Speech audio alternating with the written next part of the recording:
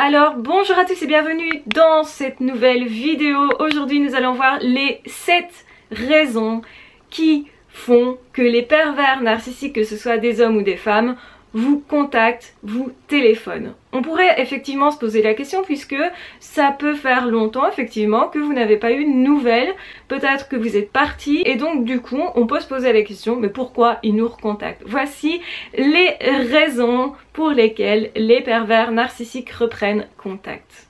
La première raison, c'est parce qu'ils veulent de l'attention de votre part, ils veulent se prouver qu'ils comptent encore, ils veulent se prouver qu'ils ont encore un pouvoir sur vous. Et pour se le prouver, ils vont appuyer sur vos points sensibles, entendez par là sur vos blessures non encore guéries. En réalité, on a tous des endroits où on est sensible, on a tous des blessures, des choses qu'on n'aurait pas soignées. Et c'est l'occasion justement de se dire, si je suis encore sensible à ça, eh bien je vais pouvoir justement travailler dessus. Donc choisir de prendre du temps pour travailler dessus peut être une chouette idée et ça permet non seulement du développement personnel, donc de comprendre l'origine de nos blessures, mais surtout de s'en libérer et d'être beaucoup plus libre, de vivre bien différemment, donc de regagner de l'énergie à ce niveau-là. Donc première raison, ils cherchent votre attention et ils cherchent aussi à se prouver qu'ils ont du pouvoir sur vous. La deuxième raison très courante, c'est que vous êtes en train de vous réaliser, de faire quelque chose et eux, ils ne veulent pas que vous soyez en train de vous réaliser, ils sont jaloux de ça, ça les dérange, donc ils essayent de vous perturber dans votre quiétude et aussi dans vos projets. Ils essayent de vous en détourner, de faire en sorte en fait de vous faire perdre du temps et de l'énergie. Comment? En mobilisant une conversation inutile, en mobilisant votre attention, donc en brouillant votre esprit et aussi en vous culpabilisant, en vous menaçant ou en faisant intervenir la morale. Donc ça c'est vraiment une raison hyper courante, la personne ne veut pas vous voir vous réaliser et essaye de vous perturber. Une autre raison très courante, c'est simplement qu'ils reprennent contact pour prendre des infos sur vous, dans le but de vous remanipuler plus tard ou de manipuler quelqu'un d'autre. Donc en réalité, ils vont pêcher des infos chez vous, ils vont essayer de se renseigner. Et c'est pour ça qu'il faut être malin et ne pas leur donner les infos en question. Votre vie, c'est votre vie. Ils n'ont pas besoin de savoir tout ce que vous faites. Au contraire, moins ils en savent et moins ils ont justement de moyens d'action sur vous. Donc ultra important, protégez votre vie privée. Vous n'êtes pas ni obligé de décrocher, de répondre et encore moins de donner des informations. Vous pouvez rester évasif, vous pouvez répondre à côté de la plaque, c'est une bonne méthode. Vous pouvez aussi utiliser l'humour, c'est vraiment une méthode qui fonctionne parce que comme ils n'ont pas d'humour, ils vont être déroutés. En même temps, ils veulent se montrer sympathiques sur un bonjour, mais en même temps, ils ne comprennent pas l'humour et donc même quand vous faites de l'ironie, c'est une bonne façon de se défendre que de faire ça. Alors une autre raison pour laquelle ils vous contactent, c'est en réalité qu'il leur manque quelque chose. Ils n'ont pas assez d'argent, ils n'ont pas assez de moyens, ou ils veulent vous coincer dans un service de façon à ce que vous soyez redevable. Donc le but c'est de vous manipuler, mais aussi d'obtenir quelque chose parce qu'ils ne savent pas vivre par eux-mêmes, ils sont pas du tout autonomes, donc du coup ils ne savent pas se débrouiller et donc ils vont chercher à utiliser vos ressources, vos capacités. Une autre raison pour laquelle ils vont vous contacter, c'est justement parce qu'ils se sont disputés avec quelqu'un et qu'ils ont besoin de votre soutien, de votre appui et donc ils vont chercher de 1 à se percevoir comme la bonne personne et aussi à vous convaincre qu'ils sont la bonne personne de façon à anticiper, donc à pouvoir vous utiliser contre une autre personne. Donc c'est pour ça qu'ils vous contactent pour en fait voir si oui ou non vous êtes de leur côté. Une autre raison pour laquelle ils vous contactent, il ou elle, c'est de faire en sorte de vous monter contre une autre personne. Donc c'est-à-dire ils vont essayer d'utiliser votre colère, essayer d'utiliser ou de mettre en place des rivalités pour justement diviser, pour mieux régner. Vous connaissez maintenant la chanson, ils passent leur temps à médire sur d'autres personnes et ils essayent de vous convaincre que les autres ne sont pas bons ou on dit quelque chose sur vous de façon à vous faire vous rejeter une personne ou de façon à ce que vous vous sentiez isolé, rejeté. Une autre raison pour laquelle ils vous contactent, c'est simplement vous faire perdre votre temps, parler dans le vide et vous embrouiller l'esprit. Effectivement, quand on ne sait pas où on va, eh bien on a moins de chances d'aller quelque part. Et c'est ce qu'ils font, ils vous téléphonent pour vous raconter rien du tout. Vous aurez droit à une conversation complètement creuse où ils vont parler tout seuls. Vous serez dans un état où vous êtes en train d'attendre que la conversation téléphonique se termine sans oser raccrocher. Généralement, vous avez le droit de raccrocher en réalité. C'est même là qu'est votre liberté. Mais il compte sur le fait que vous allez être assez poli pour écouter, pour qu'on vous prenne en fait votre esprit, votre temps, pour que vous vous sentiez ensuite comme épuisé et que vous ne sachiez plus trop bien que faire ensuite. Donc cette personne ne sait pas ce que vous êtes en train de faire, donc ne veut pas nécessairement vous détourner d'un but comme j'en ai parlé juste avant, mais ici c'est plutôt vous brouiller l'esprit de façon à ce que justement vous n'ayez pas l'occasion de vous trouver un but, une passion, etc.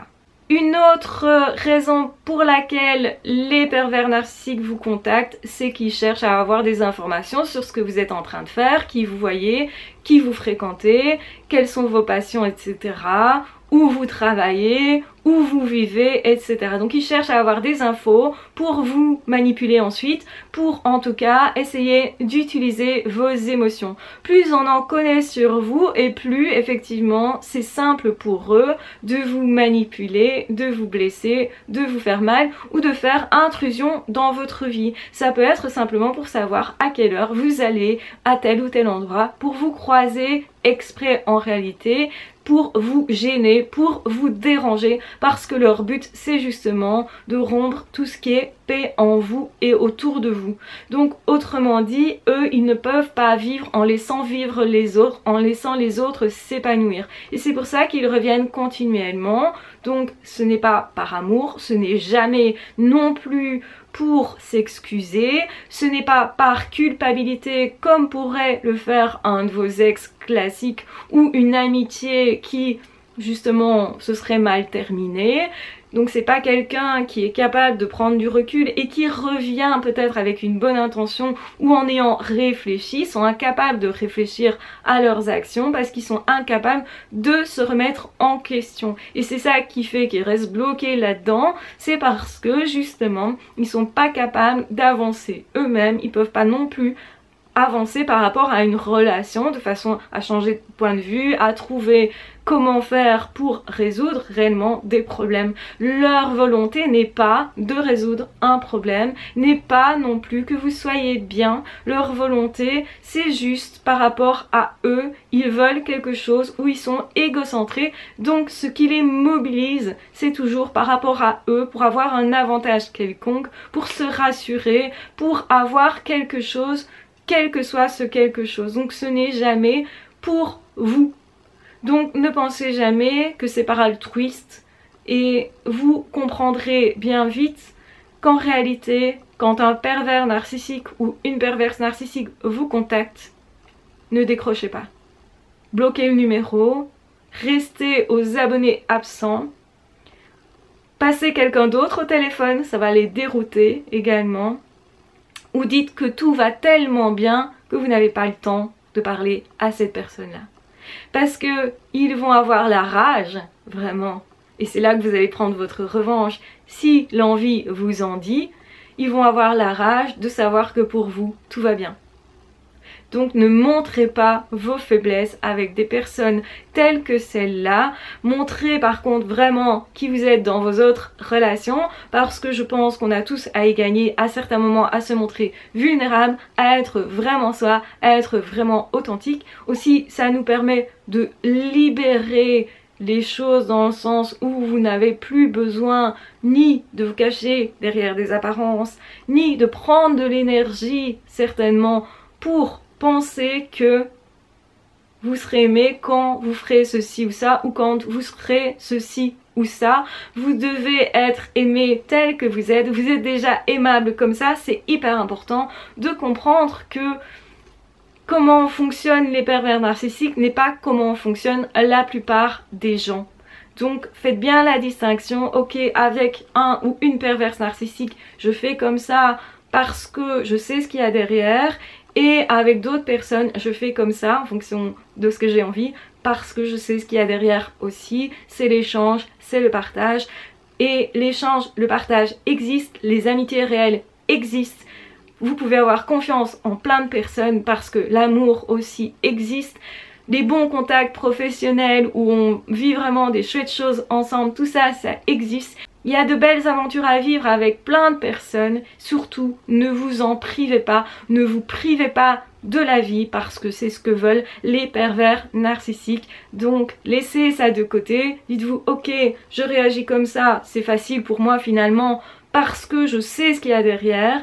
Et vous allez comprendre très rapidement que quand vous n'aurez plus de sentiments, quand justement vous avez guéri vos blessures, quand justement vous êtes centré sur le fait de vivre d'autres choses avec d'autres personnes, quand ces personnes-là vont vous recontacter, ça ne vous fera absolument rien. Vous allez simplement leur dire ok, stop, ça m'intéresse pas, merci et au revoir, je raccroche. Et vous pouvez vous autoriser vraiment d'avoir ce comportement-là parce que bien entendu, eux se sont autorisés des choses qu'ils n'auraient jamais dû s'autoriser. Donc rendez-leur l'appareil. Une bonne façon de vous débrouiller dans les relations de façon générale, c'est de traiter l'autre comme il vous traite tout simplement. Respectez les gens qui vous respectent. Par contre, avec ceux qui vous respectent moins et des conversations franches et claires, voyez ce qui ressort et en fonction de ça, prenez vos décisions. Mais traiter les autres comme ils vous traitent est une bonne façon pour avoir de super relations et aussi pour tenir à distance les personnes qui n'ont rien à faire dans votre vie. Tout simplement. Je vous embrasse bien fort, je vous aime très fort. N'hésitez pas à vous abonner à la chaîne si vous avez trouvé ce contenu de qualité. N'hésitez pas non plus à le partager donc en son état. Et de toute façon, on se retrouvera très vite dans d'autres audios ou dans d'autres vidéos. Si vous souhaitez aller plus loin, je vous rappelle que j'ai mis à disposition des formations. Je vous mets simplement le lien vers la boutique si vous voulez avancer, travailler sur quelque chose en particulier. Je vous embrasse bien fort, je vous aime très fort, prenez bien soin de vous et de toute façon on se retrouve très vite dans d'autres audios ou dans d'autres vidéos. Ah, ciao, bye bye!